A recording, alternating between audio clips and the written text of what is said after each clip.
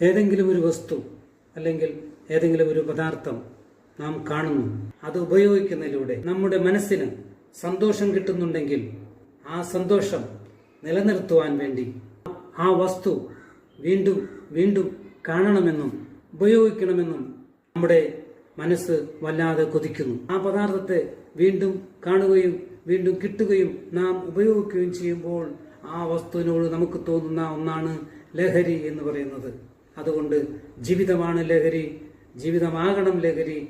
കൊറോണയ്ക്ക് ശേഷം നമ്മുടെ ജീവിതത്തിലേക്ക് കടന്നു വന്ന മഹാഭീകരന്മാരായ രണ്ടുപേരാണ് MDMAയും സ്റ്റാമ്പും. മഞ്ഞ നിറത്തിലുള്ള ഒരു വസ്തുവാണ് സ്റ്റാമ്പ്.